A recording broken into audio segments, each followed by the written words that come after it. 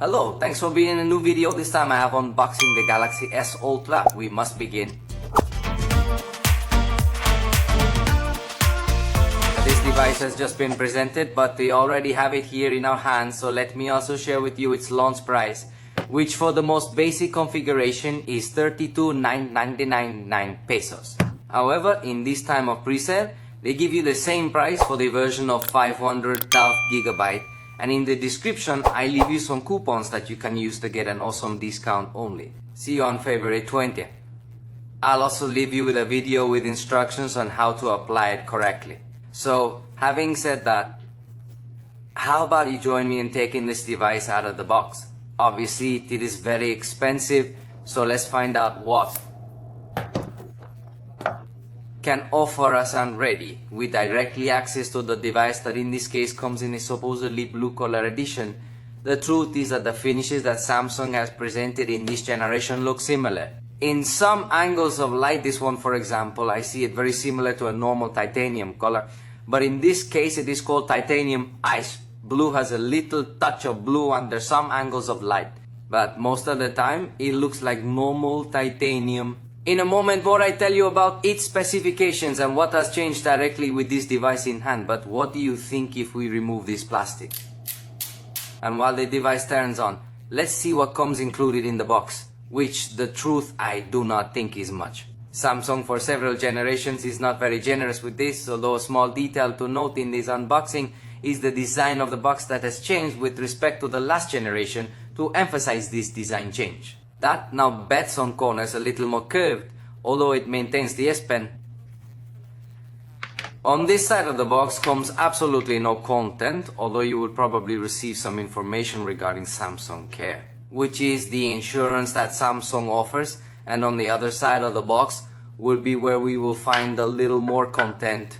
Watch. Here comes this little box about, and let's open it to finally know that it comes with this little key to remove the tray.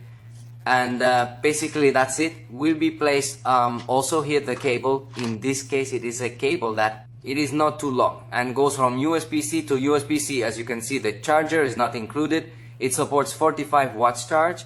It is definitely very annoying that in this price range does not bring charger. We will continue to complain, although I think that this is an element that will never return in this series of premium devices if you have doubts about where you could buy the charger for this device. Just tell you that I use these U-Green chargers that support the power delivery standard, so they are compatible with the 45 watts charge of this device safely and quickly. In the description I leave you purchase link, not only of this one that has several connectors and is 100 watts in total, but also of other models that they have available. But well, that's all that comes in the box. The truth is that it is a very simple box. There are a few manufacturers that give us a much more generous box, so unfortunately the unboxing is a little short with these devices. Premium, but to entertain us a little bit more and not have this video so short, we brought obviously the guest to the Galaxy S Ultra and watch. Here are both devices, and in a moment more I'm going to tell you about their differences. But first let me tell you about the specs that this Galaxy S Ultra has. We found a thickness of 8.2 millimeters and it has a weight of 218 grams.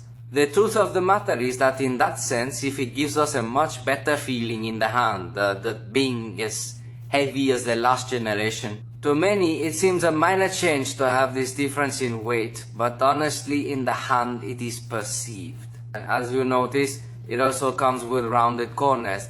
And again, that makes a major difference when handling the device with one hand. As this corner is usually quite sharp on the Galaxy S24 Ultra, and now it is much more comfortable in terms of resistance. It integrates Gorilla Armor 2nd generation to protect the screen, of course with anti-reflective finish. And just to give you an idea, here is the iPhone 16 Pro Max, so you can more or less see the difference in the anti-reflective finish that the Galaxy S25 Ultra has. It definitely makes for a much better experience. Notice how in this case there is no reflection of the objects that are. Definitely the viewing experience it offers us is completely good, although evidently that anti-reflective finish was already present in the last generation. Now the difference is that it is more resistant to shocks, according to Samsung's official words. The screen is slightly larger than the last generation, now reaching 6.9 inches in its diagonal. Although the rest of specifications remain the same, i.e. has Quad HD plus resolution, 30,120 by 1,440 pixels, and has technology. Dynamic AMOLED 2X with 120 Hz in its refresh rate. Let's be honest, the screen does not have too many points of improvement. Some ask to get to 144 Hz. Honestly, I see it unnecessary. It would only consume more battery and there is no difference that you really get to notice. But if you want to get picky, of course you can point out that there are other devices that do integrate 144 Hz screens. Of course, we also find stereo sound just like last generation, with one speaker on the bottom and another in the earpiece area for calls. The front camera is 12 megapixels with f2.2 aperture, and in this case autofocus. And the truth of the matter is that I'm getting a little scared of the result. Notice that in the preview there are still burnt and overexposed areas, something that I personally feel should no longer happen in such an expensive device. This would be one of the criticisms we could make to this device.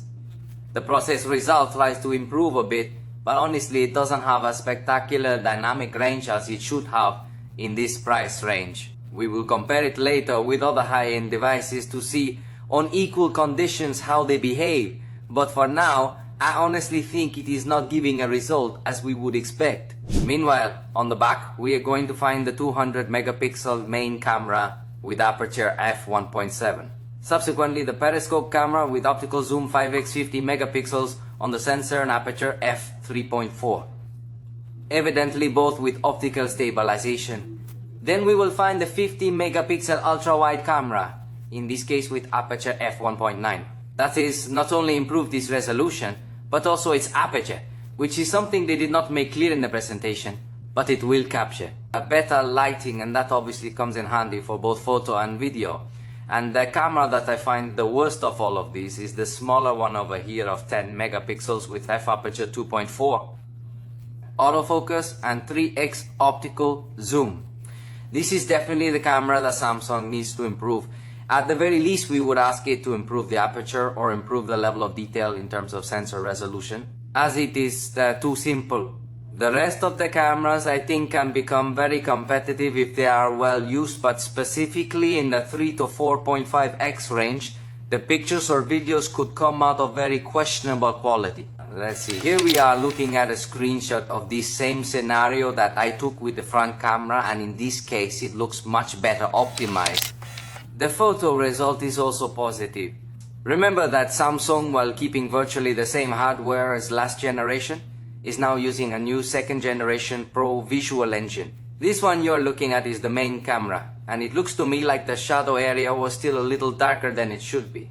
Now you're looking at the 2x zoom picture, and honestly, even though it's digital zoom, it looks with a very good level of detail, almost optical quality.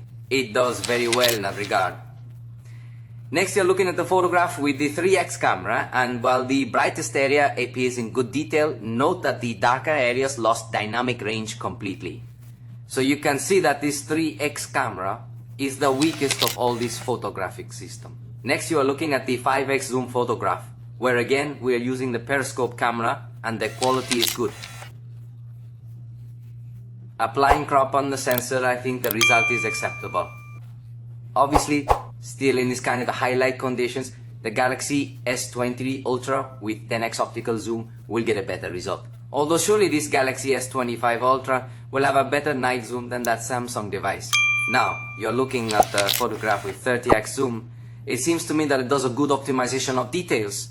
Remember, this is a very well lit setting, so in darker settings you'll probably have less detail. And lastly, the maximum zoom is 100x, and I think it does a good job. As I say, you'd have to compare it head to head with other devices on the same level playing field to come to a broader conclusion, but for now we can say that the camera is going to be able to compete. However, it seems that just like last generation, we will have to be waiting for some update to finish optimizing the 100% components. Which seems strange to me, taking into account that they are the same cameras as last generation, with the exception of the ultra-wide camera. So all this should already be optimized, but let's see how it behaves over time. Obviously, we will have a more detailed analysis of its cameras for video recording in the review. In terms of resolution, it has the same support as we saw before, that is 4K at 30 frames per second, and in this case, note that the 4K resolution, you can also use it with the ultra-wide camera and even with the 5x periscope camera, something you couldn't do in past generations. It only allowed it with the main lens. So that's something important also as a change. It also has HDR video recording, and even within the professional mode, you're gonna notice that it also supports log recording mode, which allows professionals to colorize their video afterwards. So it does have new video recording capabilities. The battery remains at a capacity of 5000 milliamp hours, supporting 45 watt charging with this separately sold charger. Here we find another of the things where Samsung is stagnating. I've said it before, and we would like a bigger battery. We're not asking for the device to be thinner or lighter, we want a bigger battery, but Samsung has other data, so it prefers to make the device thinner and lighter while keeping the same battery, which I think is a remarkable achievement, but no, not specifically what we want. The device comes with One UI 7 based on Android 15 with 7 years of updates. Promise. Software is definitely where Samsung finds its main strengths. As I say, the hardware I think has not evolved too much, in fact it is quite stagnant in many aspects.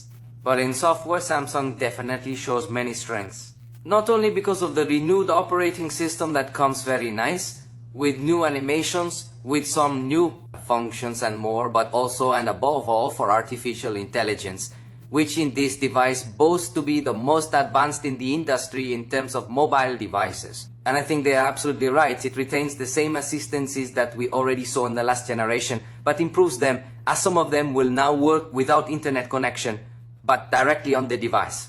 And there are also some new ones like the Now Breath Audio Eraser, and some others that I will show you in another video, so I can have enough time and detail each of the features. But for now, you should know that the software will be the section where Samsung is going to dazzle a lot.